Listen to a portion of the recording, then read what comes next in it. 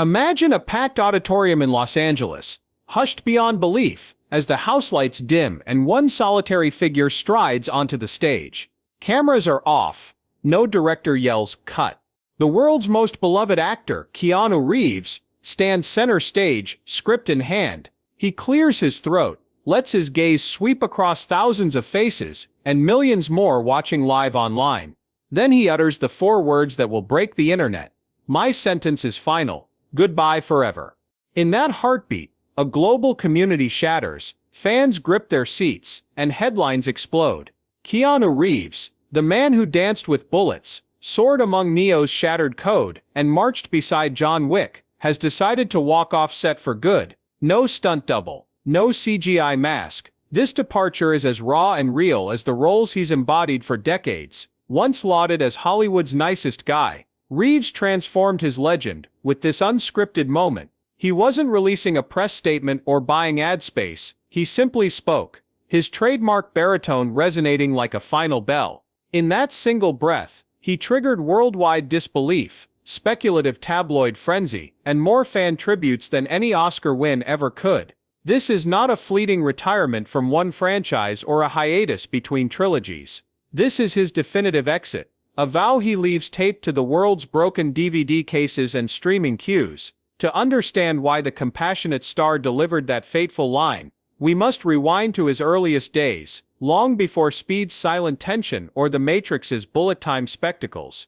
Born in Beirut, in 1964, to a Hawaiian Chinese mother and an English father, his childhood unfurled across continents, from gritty Toronto neighborhoods to shimmering Hollywood suburbs. At age 7, his parents separated. He watched his mother battle illness. He felt the sting of instability. Young Keanu built resilience on blank pages, scribbling stories in tattered notebooks. By high school, he discovered acting almost by accident, filling minor drama roles to escape academic pressures, only to find a spark that felt more like home than any classroom ever did. His first break came in 1986, when he landed a supporting part in Youngblood, trading hockey skates for Hollywood headshots. Casting directors noted his soulful eyes and lanky frame. But it was Bill and Ted's Excellent Adventure in 1989 that pivoted him from character actor to cultural phenomenon.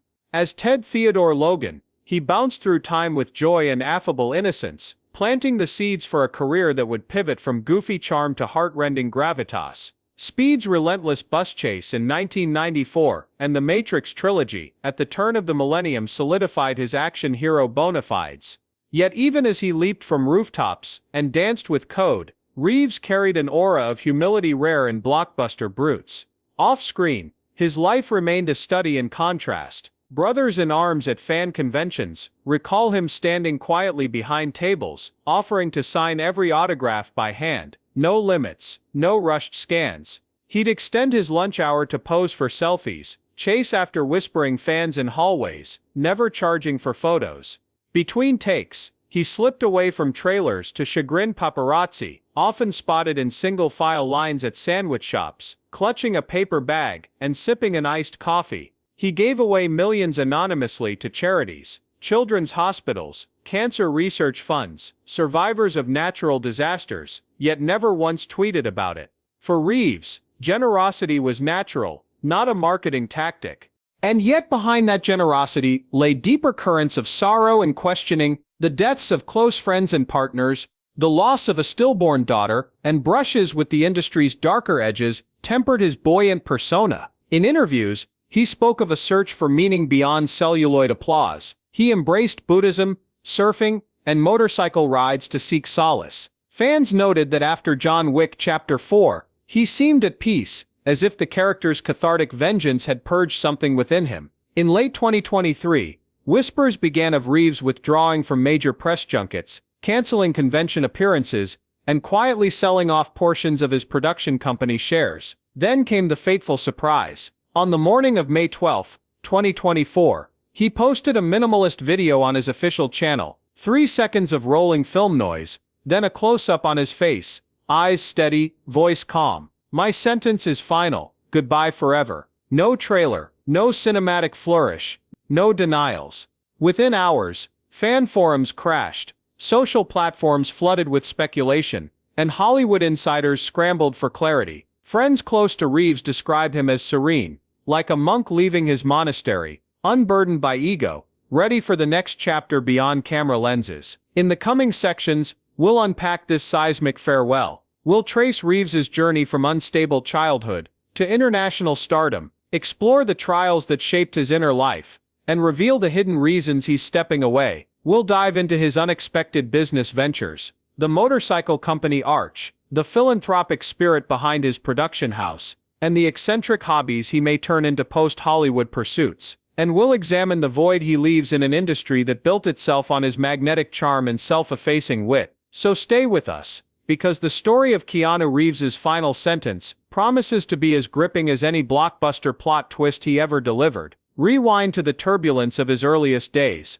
Born in Beirut in 1964, to parents whose lives crossed continents, Keanu Reeves experienced instability from the start. His father, a costume designer and geologist, moved the family to Sydney, then to New York, while his mother battled chronic illness. By age 7, young Keanu had seen more boarding schools and makeshift apartments than most see in a lifetime. He clung to tattered notebooks, filling blank pages with characters who found order where his world offered none. Those inked heroes would later echo in his portrayals, men who rose above chaos through quiet resolve. When his parents divorced, Keanu's mother retreated to Toronto, and he followed her there, graduating from a single-room schoolhouse that doubled as a church hall. Classmates recall a lanky boy with intense dark eyes, who arrived wearing hand-me-down jackets and vintage sci-fi t-shirts. He sketched skateboard designs in margins and recited monologues between dodgeball rounds, surprising teachers with his flair for drama. In community theater, he tackled Shakespeare's Romeo and Mozart's operettas with equal seriousness,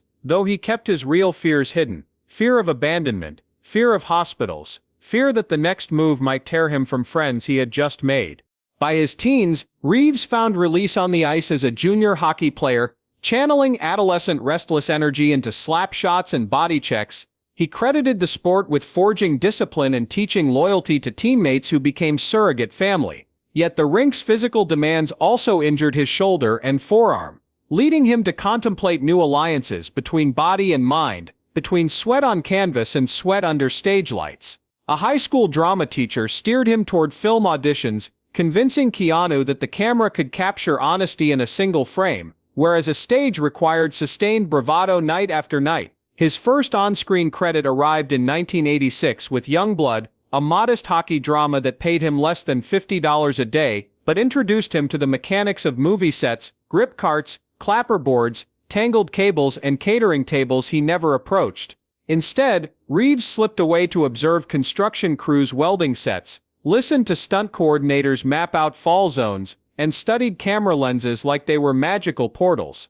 He learned that each crew member, from electricians to extras, shaped the story as much as any lead actor. In 1989, everything tilted when Bill and Ted's Excellent Adventure cast him as Ted Theodore Logan, a slacker high schooler whisked through time in a phone booth. The role demanded comedic timing, physical whimsy and genuine warmth. Reeves lived on location in Los Angeles with his co-star Alex Winter, practicing skateboard tricks between takes and improvising lines that became classic one-liners.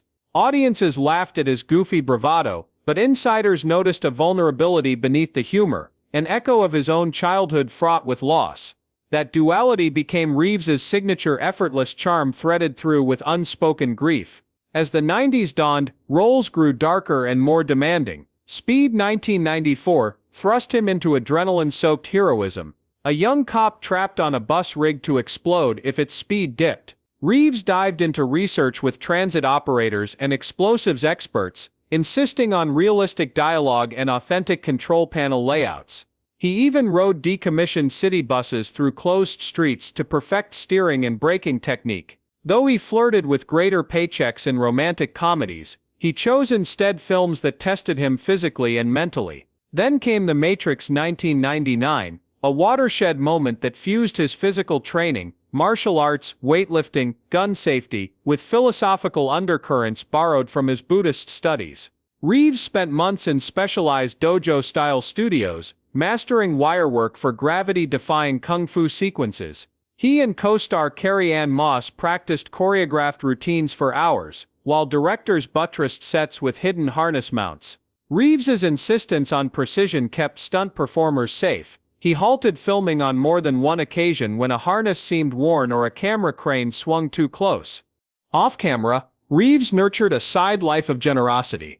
In 1992, after befriending a terminally ill child on a movie set visit, he quietly donated to pediatric cancer research long before any PR announcement. During The Matrix's post-production, he anonymously funded silent playground renovations in neighborhood parks across Los Angeles. He directed more money toward charitable causes than just the $5 million plus from his own 1999 paychecks. Yet, he permitted no public fanfare. For him, these acts were as natural as breathing, extensions of a lifelong empathy forged by personal hardship.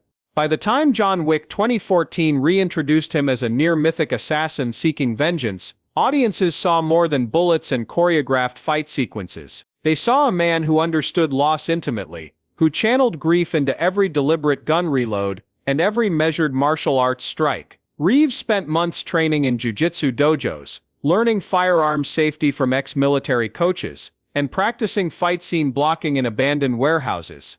He partnered with safety crews to ensure every throw and takedown minimized risk. When stunt doubles tested rigging lines, Reeves observed each count and anchor point, often offering suggestions gleaned from his early days on film sets. Yet for all his immersive commitment, Reeves remained haunted by the fragility of life. Loss stalked him through childhood and adulthood, friends killed in car crashes, former partners taken by illness, and whispers of dangerous reputation among studio executives, who suspected him of being too earnest, too vulnerable to survive Hollywood's cutthroat demands. In interviews, Reeves spoke of the impermanence of fame, of wanting to be defined by compassion more than blockbusting exploits. He confided in close collaborators that he believed each film marked not just a career milestone, but a personal reckoning. This inner struggle helps explain the shock of his closing statement, "My sentence is final, goodbye forever." It wasn't a marketing ploy. It was the culmination of decades spent balancing public adulation with private sorrow, safety advocacy with creative risk,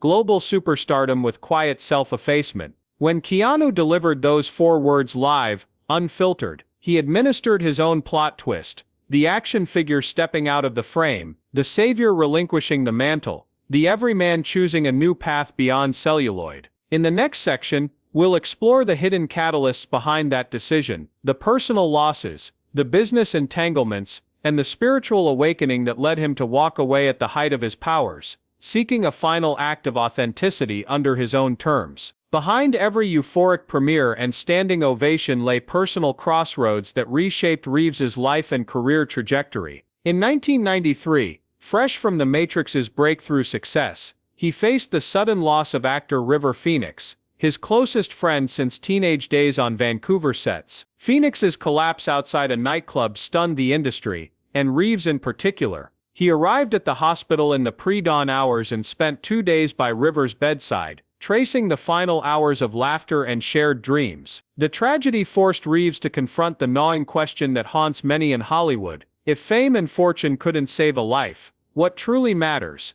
That question resurfaced again in 2001. When Jennifer Syme, Reeves's partner and mother of their stillborn daughter, died in a car accident just months after pacing the red carpet together. Syme's death left a wound so deep that Reeves retreated into near-total isolation for 18 months. He sold his mansion in Hollywood Hills, donated millions to grief counseling centers, and gave up acting roles he'd already negotiated. Studio heads found themselves sending noon-hour emails that went unanswered. Reeves's hiatus from the screen wasn't a press stunt. It was a necessary withdrawal to absorb loss and rebuild on wounded ground. Amid that personal crucible, Reeves discovered a second catalyst: business and creative burnout. After years of committing body and soul to physically punishing roles, Speed, The Matrix sequels, John Wick, he felt trapped in a cycle of sequels and stunt-heavy set pieces. In 2011, he co-founded Arch Motorcycle Company with longtime friend Gard Hollinger, channeling his mechanical curiosity into custom choppers. Designing engine blocks, leather seats, and hand-etched logos offered Reeves a tangible creative outlet far from Hollywood's green screens. Under the desert sun at Arch's Phoenix workshop, He felt the thrill of crafting steel components and fine-tuning brake calipers, work whose payoff was measured in torque curves, not box office receipts. As Arch's reputation grew, its wooden crate, freighted frames sold out in days, Reeves realized the creative freedom afforded by entrepreneurship. He no longer needed to negotiate studio executives or juggle ego-driven co-stars. Instead, he haggled over carburetor sizes, commissioned custom-fabricated gas tanks, and rode prototype machines through winding mountain passes. His motorcycle journeys became mythic pilgrimages. One clutch-screeching dawn ride to Joshua Tree National Park sparked an impromptu roadside rescue of a stranded motorcyclist. Another long-distance trek through British Columbia's coastal rainforests led to donated fuel stops for struggling miners. In each case, Reeves wielded his star power quietly, offering mechanical assistance and cash stipends to strangers in need, all under the banner of Arch's unmarked dusters. Running a small business also exposed Reeves to bureaucratic burdens, regulatory filings, mapping international shipping routes, and personally negotiating with unionized fabricators in Wisconsin. He discovered that behind every custom muffler lay a tangle of tariffs and EPA specifications. At night, he pored over spreadsheets in Arch's Phoenix office, sketching CAD diagrams on leftover printouts from the Matrix's special effects studio.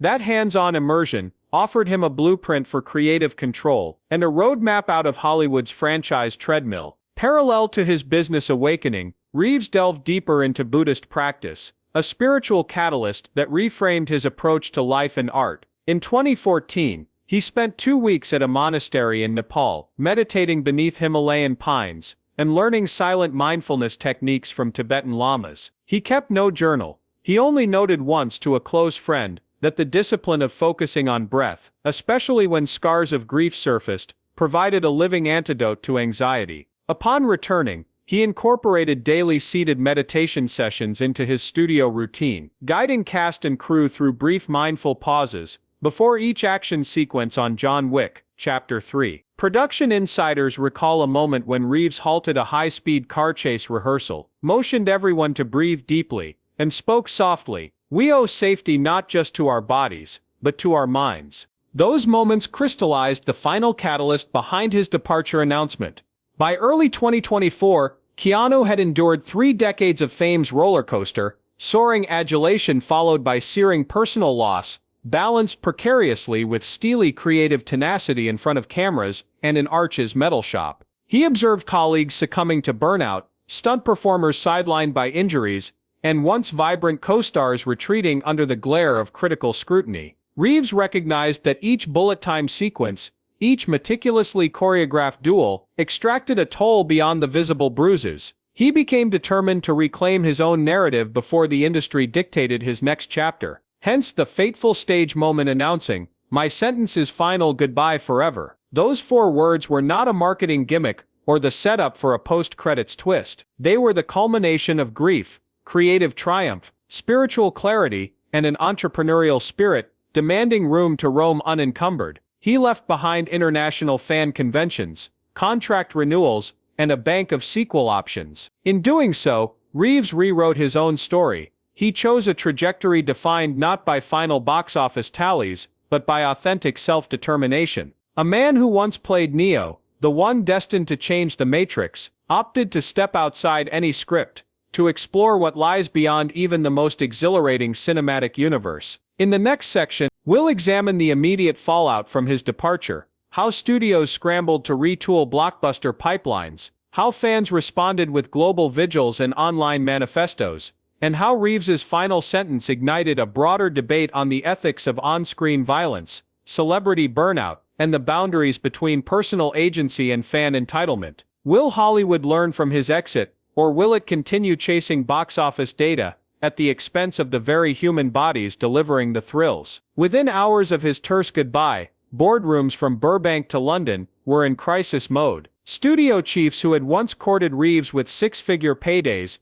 now huddled over pie charts projecting empty seats at next summer's tentpoles. In New York, Wall Street analysts downgraded stock prices for major entertainment conglomerates, warning that strip mining Keanu's global appeal was suddenly off the table. Within 24 hours, every Hollywood trade sheet from Variety to Deadline was headlining the same astonished question: how does an industry adapt when its brightest star simply walks away? Production pipelines stalled overnight. John Wick, Chapter 5, greenlit months earlier, hit an indefinite pause as financiers scrambled to rewrite contracts and assign new leads. The Matrix universe, once poised for spin-off trilogies starring Keanu's stoic Neo, shifted focus toward supporting characters, Morpheus, Trinity, even minor background players, while scriptwriters raced to retrofit storylines without their gravitational center. Marvel briefly flirted with reimagining Morbius or Black Panther cameos as stopgap draws, but insiders cautioned that no CG stunt double could replicate the quiet gravitas Reeves brought to the frame.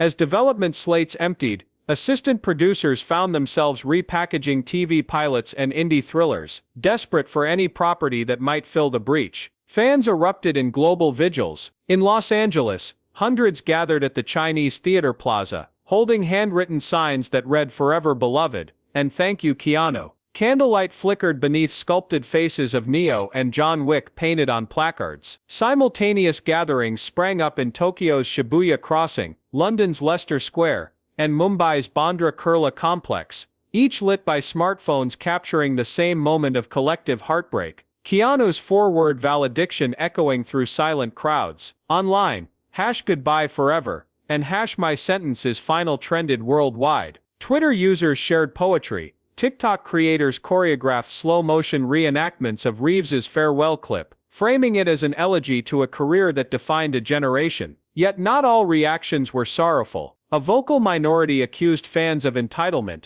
arguing that Reeves's private life and creative autonomy should trump perpetual franchise demands. Op-eds appeared under headlines like "Let him go" and "Stars are not slaves," reminding the public that behind every avatar was a human being with agency. Therapists and life coaches seized the moment to warn against parasocial collapse. When audiences grieve, imagine friendships with celebrities. Podcasts devoted entire episodes to the ethics of celebrity worship, urging listeners to honor Reeves's departure as an act of self-respect rather than betrayal. Meanwhile, mental health advocates leapt into the debate.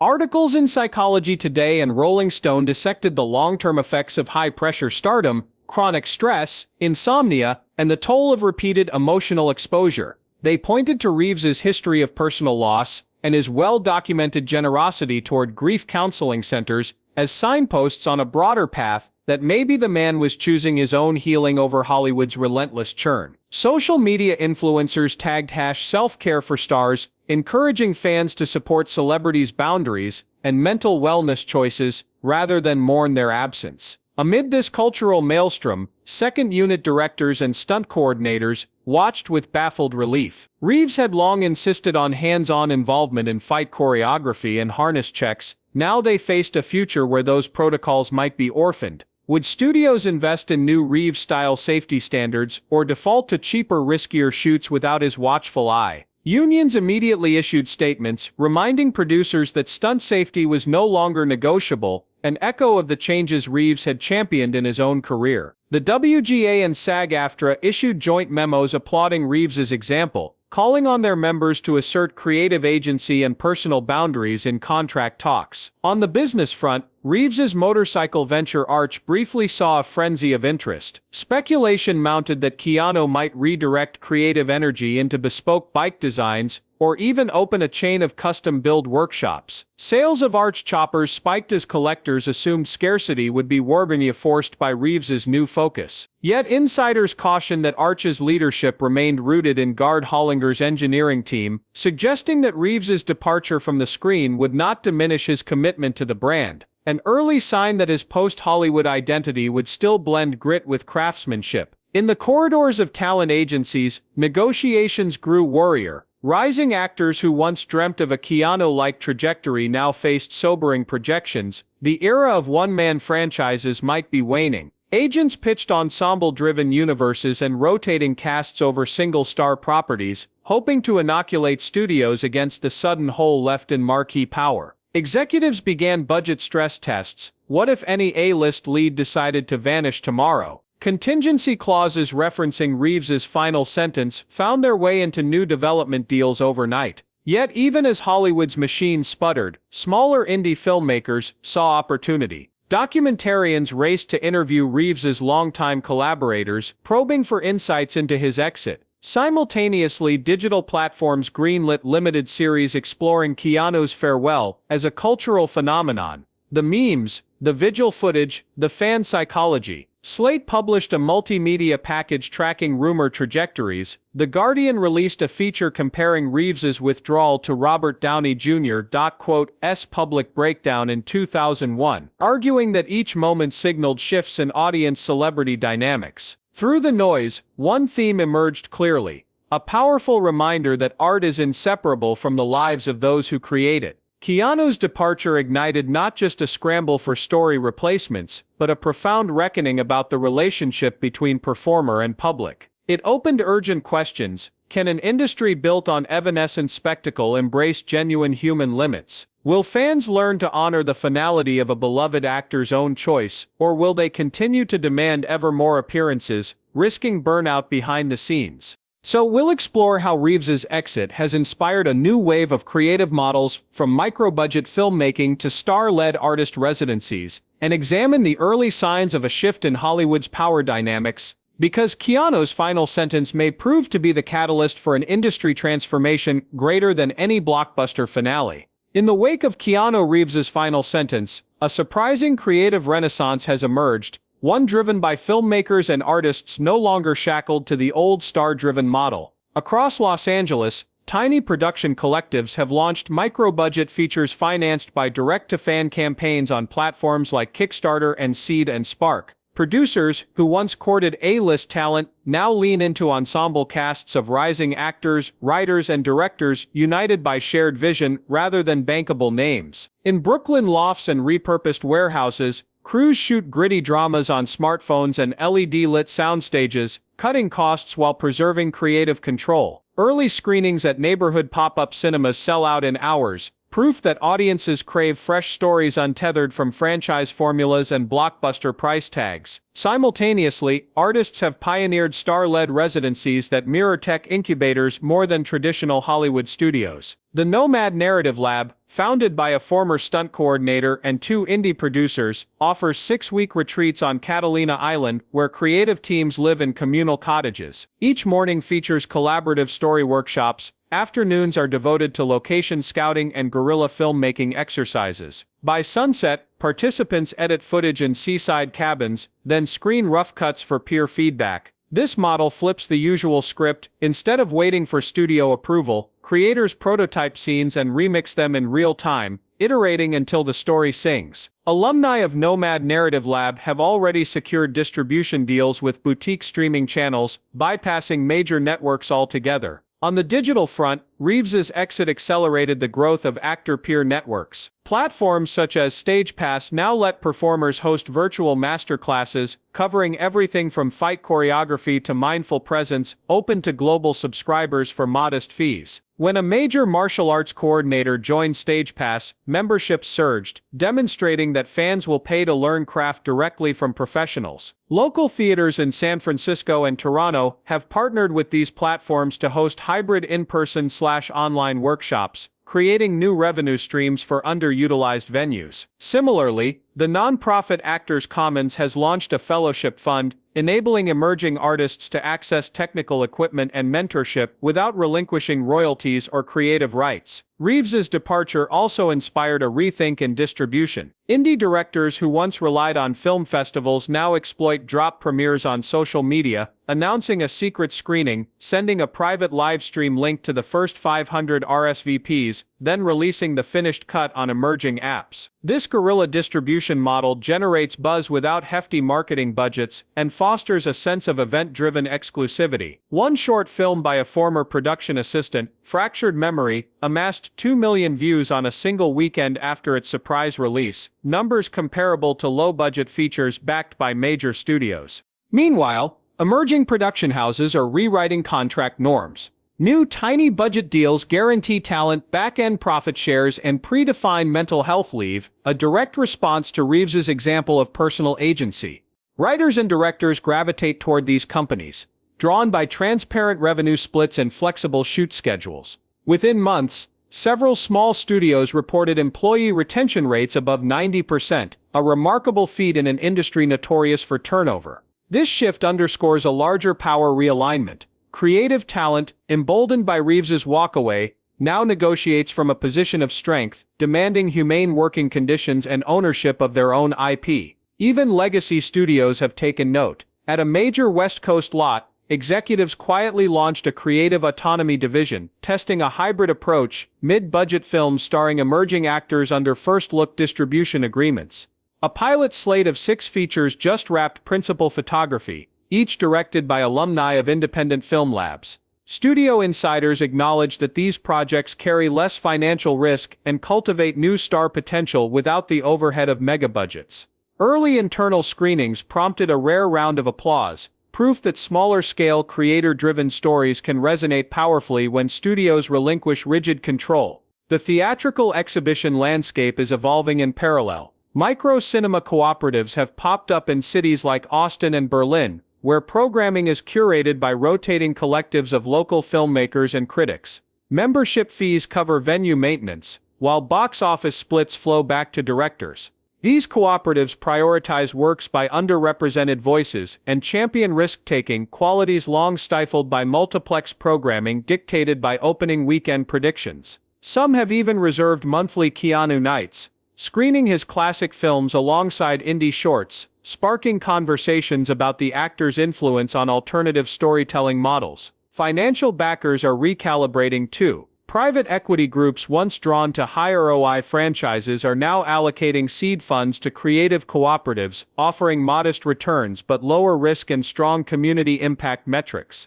Philanthropic arms of tech giants have endowed Storyworks grants for projects that incorporate sustainability, mental health support, and safety protocols, echoes of Reeves's personal ethos. Under these grants, productions commit to carbon-neutral shoots and wrap-day meditation sessions for cast and crew, marrying environmental and psychological well-being with artistic goals. On a macro level, Reeves's departure has sparked industry-wide discussions on power dynamics. At the annual Producers Guild Conference, panels titled "When Stars Say No" examined case studies of talent exits, encouraging producers to diversify risk and empower writers and directors. Unions have proposed creative sabbatical clauses in future contracts, granting A-list talent guaranteed off time between franchises. These initiatives aim to prevent burnout and honor personal agency, ensuring no performer feels forced to choose between career and well-being. Through these ripples, a new creative ecosystem is taking shape. One where micro-budget ingenuity, peer-driven residencies, hybrid distribution, and empathetic labor practices converge. Keanu Reeves's final sentence did more than halt sequels. It became a catalytic moment, igniting a move towards sustainable human-centered filmmaking. In the next and final section, we'll examine Keanu's own evolving role within this ecosystem, how he plans to invest in emerging ventures, mentor the next wave of storytellers, and potentially return to the camera on his own terms, offering a coda that may prove as unexpected and resonant as his original Goodbye Forever. In the weeks after his departure, Keanu Reeves began quietly planting seeds for a new creative ecosystem, one driven by collaboration, autonomy, and the practical wisdom he's amassed over 40 years in film, philanthropy, and motorcycle building. Rather than retreat into obscurity, he welcomed a small circle of directors, cinematographers, stunt coordinators, and technologists to Arch Motorcycles' Phoenix workshop. Under high ceilings hung with torque wrenches and prototype gas tanks, Reeves unveiled a modest fund for micro-budget development, grants of $25,000 to $50,000,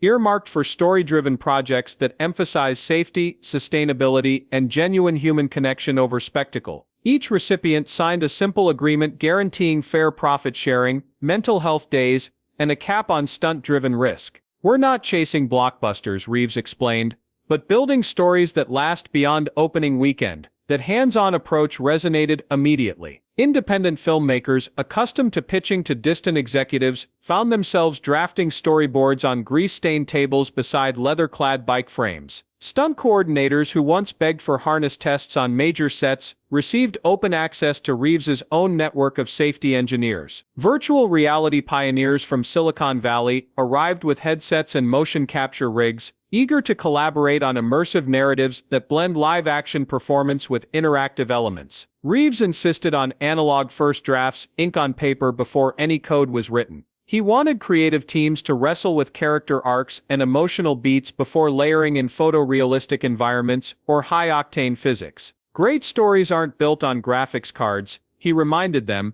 they're born from people. Simultaneously, Reeves extended his support to emerging actors and crew via a digital platform called Canvas and Chassis. Hosted on an open-source foundation he funded, the site offers video masterclasses taught by industry veterans on everything from ride-along rigging to mindful on-camera presence. Subscribers pay a modest annual fee, far below typical workshop rates, and a portion of proceeds underwrites scholarships for underrepresented talent. When a combat stunt instructor posted a lesson on safe fight choreography, views skyrocketed. Newcomers praised the combination of gritty practical advice and Reeves's own cameo appearances as host, where he emphasized lessons learned during John Wick and Matrix shoots: respect the body, respect the mind, and never sacrifice safety for a gag. Elsewhere, Reeves leaned into his motorcycle venture as a creative salon. Arch's desert test track became a backdrop for short film residencies. At sunrise, selected filmmakers would shoot experimental vignettes set against swirling dust and steel machines. By afternoon they'd convene under canvas awnings to critique edits. Reeves often sat in, sometimes silent, sometimes asking pointed questions. What do you want the audience to feel when the engine revs? Are you honoring the sound and the sweat behind every cut? These sessions produced dozens of short works now screening at boutique festivals, each credited with launching careers in cinematography, sound design, or stunt coordination. On the philanthropic front, Reeves expanded his long-standing generosity in more structured form. He established the Vanishing Point Foundation, named for the precise moment in cinema when perspective lines converge and when personal and professional paths intersect. The foundation underwrites community media centers in economically challenged neighborhoods from Oakland to Manila, supplying cameras, editing suites, and mentorship programs. Young storytellers learn to blend local narratives with basic production skills, often under the guidance of Canvas and Chassis instructors. Reeves called these workshops litmus tests for authenticity, insisting that technicians understand their subjects personally before framing them on screen. Crucially, Reeves negotiated a rare equity stake in each small-scale production he supported, not as a profit grab, but as a means to recycle capital back into the ecosystem. When a micro-budget thriller shot on location in Detroit yielded a modest streaming deal, a portion of royalties funded the next wave of Canvas and Chassis fellowships. When VR developers created a short interactive piece about grief and memory, licensing fees underwrote handcrafted leather jackets for regional stunt teams. This circular approach ensured that success enriched the entire community rather than just individual names. Reeves's own creative ambitions also shifted. Teasers emerged of a silent 6-minute film he wrote and directed, shot entirely in First Nations territory on Vancouver Island.